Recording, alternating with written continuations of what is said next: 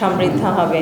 আজকের যেই সুস্বাস্থ্যের বাংলাদেশ যেটা বলা হচ্ছে, এই সুস্বাস্থ্য যদি আমরা করতে চাই তাহলে বাংলাদেশের প্রতিটা সেক্টরে নিউট্রিশনিস্ট লাগবে।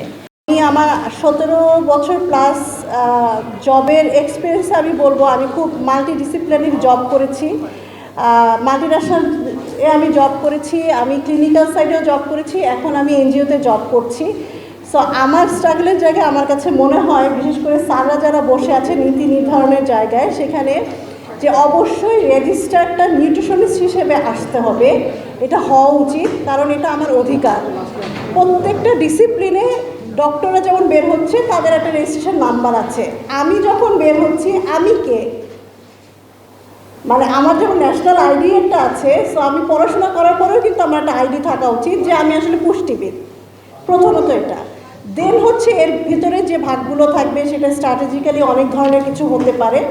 সেকেন্ড হচ্ছে, অনেকে ক্লিনিক্যাল সাইড নিয়ে কথা বলছে, আমি বলছি ক্লিনিক্যাল সাইডে মানুষ যখন অসুস্থ হয়ে যায় তখন যাচ্ছে, বাট প্রিভেন্টিভ মোডে যদি আমি কথা বলতে চাই, বিশেষ করে আমরা যখন রেগুলার খাবার দাবার কাজগুলো করি, সেই সেক্টরে আমি যখন শুরু করেছিলাম আজ থেকে 17 বছর আগে, তখন আমি কোনো পুষ্টিবিদকে দেখি নাই। পুষ্টির সেক্টরে, ফুড সেক্টরে রিকোয়ারমেন্টের ক্ষেত্রে, ওখানে জব করার ক্ষেত্রে আমার 5 বছর আমি আইসিডিডিআরবিতে ডক্টর রয় স্যারের আন্ডারে কাজ করেছি এবং বিভিন্ন ধরনের নিউট্রিশনাল রিসার্চে অংশ নিয়েছি এবং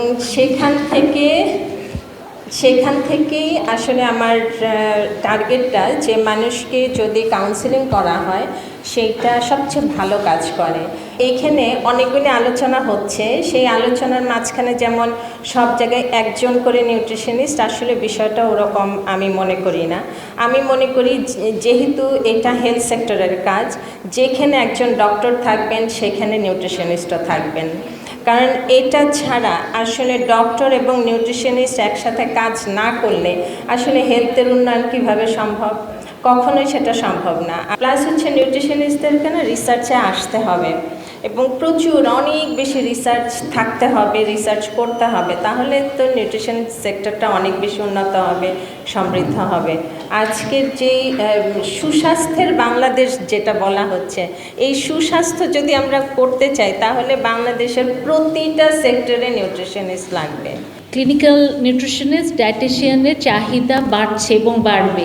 আজকে সোশ্যাল মিডিয়ায় ঢুকলে দেখবেন, শুরু থেকে শেষ পর্যন্ত স্ক্রল করতে থাকলে বিভিন্ন মতামত পরামর্শ পাবেন এবং ডায়েটেটিক্সের পয়েন্ট অফ ভিউ থেকে যার অনেক কিছুরই কোনো সায়েন্টিফিক ভিত্তি আছে কিনা এটা মানে আমার জানা নেই, আমি সারা জীবনের পড়াশোনায় কখনো ওগুলো দেখিনি।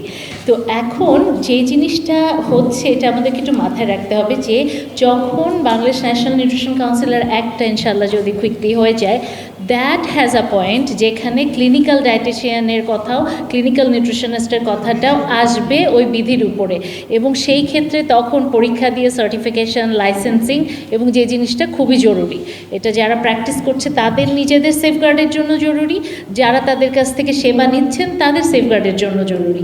তো এই জায়গাটাতে আসলে মানে একটা বড় ব্যাপার আছে। এই মুহূর্তে রয় স্যার যে এসেই আমাদের যে ডকুমেন্টটা দিলেন, যে ন্যাশনাল নিউট্রিশন পলিসি যেটা 2015, এটা রিভিশনের কাজটা চলছে। সৌভাগ্যক্রমে স্যারদের সাথে আমি নিউট্রিশন স্পেসিফিক যে অংশটা সেইখানে কনসালটেন্ট হিসেবে কাজটা করছি। ইউএফটি ফার্স্টের সাথে ট্রেড করুন যে কোনো জায়গা থেকে, ক্যাম্পাসে ক্লাসের ফাঁকে, ঢাকার জ্যামে বসে কিংবা ঘরে বসে। ট্রেডিং এখন হাতের মুঠোয়, তাই ট্রেড করুন যখন খুশি, যেখানে খুশি।